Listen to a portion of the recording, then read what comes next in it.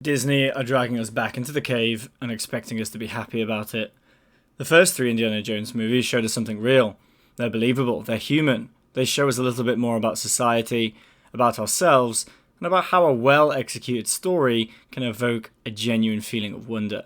We're left, if only for a moment, imagining what it would be like to live in an enchanted world, despite how impossible that might be. If the original three movies are the real Indiana Jones, then the Dial of Dystopia is a shadow, created by the corporate hacks at Disney to give the impression they're still relevant. It's pseudo-indie, smoke and mirrors, meant to confuse and mislead, and about as real as a CGI face they slapped on an obviously frail old man. So, let's summarise the bones of this scarecrow of a movie. At the end of his academic career, after losing his son to the Vietnam War and divorcing his wife, Indy is, quite understandably, depressed. His estranged goddaughter appears, asking for his help in finding the lost artifact that drove her father to the brink of insanity. But of course, it wouldn't be an Indiana Jones film without Nazis on their trail, tracking them down to secure the artifact, for themselves. This search takes them around the Mediterranean until its power falls into Nazi hands, giving them the ability to travel through time and stop Hitler from losing World War II. At a glance, I appreciate them sticking to the formula at least.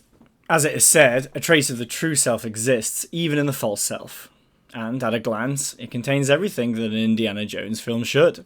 Nazis, ancient relics, sticky situations, but it's all slapped together to create a cheap distraction at best. An awkward and silly script, plot holes everywhere, contrived chase scenes, plot lines abandoned or forgotten halfway through, 4 ridiculous knockout punches, various moments of pointless threat involving eels, giant centipedes, malfunctioning plane engines, all in pursuit of a thinly veiled MacGuffin, which serves purely to tie this poorly paced, poorly edited action sequence together in some vain attempt towards a coherent narrative. But there's a deeper, more subtle mistake going on here. What made the old film so wondrous, what kept my eyes wide, my mouth open and my imagination burning, was their subtle use of the supernatural. Largely, these films were about real people, in real situations we'd come to care about. Then, only at the very end would an elegant use of magic come to complete the story.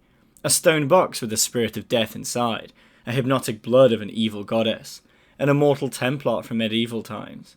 Going from this to all-out time travel? Because of a gizmo invented in ancient times?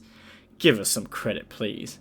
It's as if there's an imaginary correlation they teach in Hollywood. Increase the scale, increase the powers at play, and you'll increase the success of your story. No skill, no subtlety, no mystery, nothing left for the viewer's own mind or imagination. Just generic, factory chow shoveled down our waiting throats like the obedient little consumers we are. The character work is similarly slapdash and lazy. It also demands one of the biggest suspensions of reality so far, believing that a woman like this could really exist. The strong woman character, whose name I couldn't recall through the entire film, is a jarring hybrid of many different archetypes. The fighter, the duplicitous villain, the merciless heartbreaker, the bookish academic, and the mischievous fool, to name a few. People like this simply do not exist. And it's insulting to the audience to expect us to become immersed in any aspect of her. It's characters like this that make our brain realise that what we're seeing isn't real. The perfect world was a dream that your primitive cerebrum kept trying to wake up from. And it keeps trying to wake us up while we watch, making it impossible to become invested. It also begs the question, did the filmmakers actually expect anyone to like this woman? And the answer is, I simply do not know. She struck me as extremely unlikable, verging on and spoiling the entire film. But the cynic in me thinks the filmmakers actually thought people would find her relatable and engaging, even though she runs like how Theresa May dances. Another new character is a child called Teddy. He is an autistic plot device with 2 legs and a monobrow. His job is to follow the main characters at a distance, helping them to escape whenever they find themselves in a jam. My personal favourite moment of Teddy's was when, during an underwater altercation with a muscle-bound thug, he turns around to handcuff him to an iron grid before leaving him to drown. A 14-year-old going out of his way to murder someone he has zero connection with. And this was a disturbing pattern throughout the film. Pointless murders of multiple civilians and briefly named characters, as if every life snuffed out before our eyes would raise the stakes of the entire film.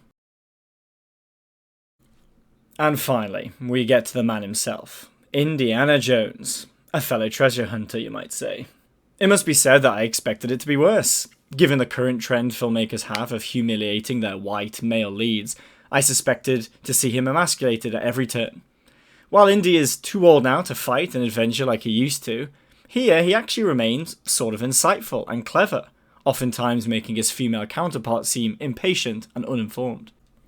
My main issue with Indy's character is his non-existent arc. We have a beloved cultural figure here, who's facing his inevitable end, much like Captain America and Iron Man did in the Infinity War saga.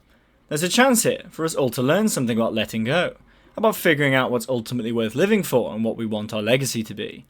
With the use of a time travel mechanic, just like we saw in Endgame, the filmmakers had a great opportunity to give Indiana a special moment of revelation that would link to a satisfying ending. Something learned about the nature of loss, perhaps, or that all good things come to an end. The idea of Indy becoming an old relic, just like the ones he'd built a name on, could have been played around with as a great piece of irony. But instead, we got an awkward dialogue with a Greek guy in a toga, we saw an old man beg to be left alone to die, and a slap-on happy ending that had nothing whatsoever to do with the journey we just sat for 2 whole hours. Oh yeah, and there was this philosophical gem. And I've come to believe it's not so much what you believe, as how hard you believe it. Oh, for fuck's sake. I find it baffling that a highly paid team of professionals made so many fundamental narrative and character errors, even after such a long delay in the release of the film. There are established principles to great storytelling, yet most of them here have been utterly disregarded. They might be as incompetent as they seem, but this is a bit of an easy conclusion to draw. If I were to deep this slightly, I'd say it's all part of the current cultural trend of destroying the old ways. And sure, there are plenty of old ways that should be destroyed. If that hadn't happened, I'd probably be coughing up my guts at the bottom of a mine somewhere. But we need to know when to stop. We need to know when we're done making progress and we've actually started attacking what makes us human. Great storytelling isn't an open ocean of possibility in which we can swim wherever we want. Okay, this is not Nam, this is bowling. There are rules. As unpopular as it might sound to a generation of entitled narcissists, there are rules to be followed here. It's nobody's fault, it's just the truth. The rules are as old as the human imagination itself, and to expect that breaking them will yield positive results is like jumping into the sea, expecting not to get wet. Or making an incoherent Indiana Jones film and expecting people to enjoy it. I'll be leaving this one to the winds, and moving on to the next patch of cultural wasteland. At no point did the filmmakers even try to make us care about anything or anyone. Too occupied with bloated action sequences that meant nothing, there wasn't time to put any care into developing an attachment that would pull us into their story. The artifact held zero emotional content, the characters were unlikable as they were unbelievable.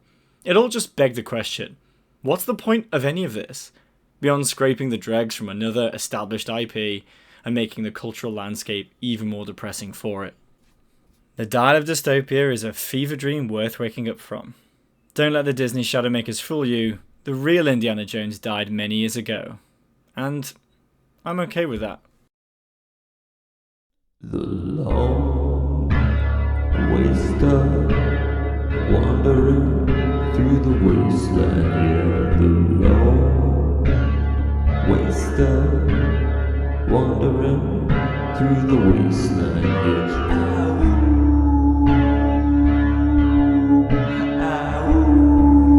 Like a motherfucking wolf, ow.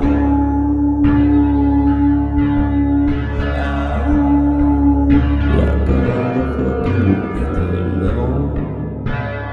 Waster, wandering through the wasteland, yeah, alone.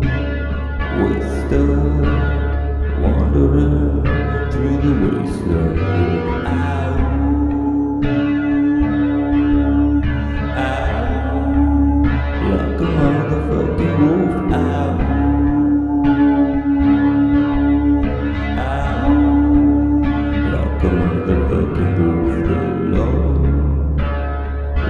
waster, wandering through the wasteland, you belong. Waster.